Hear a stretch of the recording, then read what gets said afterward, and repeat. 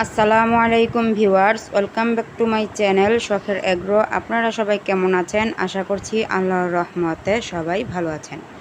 শখের এগ্রোর নতুন ভিডিওতে আপনাদের সকলকে আমন্ত্রণ জানাচ্ছি। স্ক্রিনে দেখতে পাচ্ছেন ময়ূরী কুচে বসেছে। ও একদমই এখান থেকে বের হয় না, তার জন্য ওর সামনে আমি খাবার এবং খাবার পানি রেখে দিয়েছি, যাতে করে ও এখান থেকে খাবার খেতে পারে। আর যদি এরকম না বের হয়, না খাবার খায়, তাহলে ও স্বাস্থ্যটা কমে যাবে, অসুস্থ হয়ে যাবে আর কি। এর জন্য আমি খাবার সামনে দিয়ে রেখেছি। আর এগুলো হচ্ছে ফুলটুসির ডিম। ফুলটুসি এবং ঝর্ণা সুন্দরীকে আমি আজকে হচ্ছে 4-5 দিনের মতো হবে কুচে বসিয়েছি আর কি। যখন বসিয়েছি তখন ভিডিওটা করা হয়নি। আর ফুলটুসি এখানে ডিমগুলো রেখে আজকে বের হয়েছে। গতকালকে বের হয়নি, আজকে বের হয়েছে খাবার খেতে, পানি খেতে এবং বালুতে গোসল করতে। আর এখানে হচ্ছে ঝর্ণা সুন্দরীকে এবং ফুলটুসিকে আমি একদিনে একসাথে একই সময় কুচে বসিয়েছি। তো ওদের আজকে 5 দিন হয়েছে কুচে বসানোর। তো আমি 2-1 দিনের ভিতরেই ওদের ডিমগুলো ক্যান্ডেলিং করব, দেখব কয়টা ডিমে ব্রণ এসেছে, কয়টা ডিমে ব্রণ আসেনি।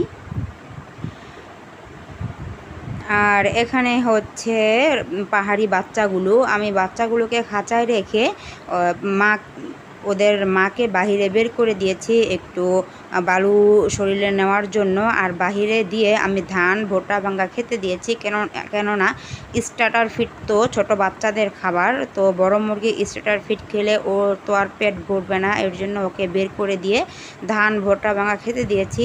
আর খাঁচার মধ্যে খাবার পাত্রে আমি স্টার্টার ফিড খেতে দিয়েছি বাচ্চাগুলোকে। আর পানি দিয়েছি, পানির সাথে লাইসোভিট, মাইক্রোনিড এই 2টা ঔষধ মিক্স করে ওদেরকে খেতে দিয়েছি। তো বাচ্চাগুলো খাবার খাচ্ছে। আর মা মুরগিটাকে আমি এখন খাঁচার ভিতরে দিয়ে দিয়েছি, কেননা ও অনেকক্ষণ বাহিরে ছিল। ও খাবার খাওয়া শেষ হওয়ার পর আমি ওকে খাঁচার মধ্যে দিয়ে দিয়েছি। আর এখানে হচ্ছে কালোমণির বাচ্চাগুলো, যেই বাচ্চাগুলো আমি রেখেছি পালন করার জন্য, সুরমা এবং কালো গলাছিলা। তো সেই বাচ্চাগুলোকে অনেক দিন যাবৎ আপনাদেরকে দেখাই না, তার জন্য আজকে দেখিয়ে দিলাম। কালোমণি মনে হচ্ছে বাচ্চা ছেড়ে দিবে, কেননা ও নিজে থেকেই খাঁচা থেকে বের হয়ে গেছে, বাহিরে হাঁটাহাঁটি করছে। আর বাচ্চাগুলো এখানে আছে। এই বাচ্চাগুলোকে আমি এখন স্টার্টার ফিড খাওয়াচ্ছি, আর হচ্ছে পানির সাথে জিঙ্ক বি এই ভিটামিন ঔষধটা মিক্স করে খাওয়াচ্ছি। এই যে দেখেন কালোমণি বাহিরে বের হয়ে কি সুন্দর হাঁটাহাঁটি করছে।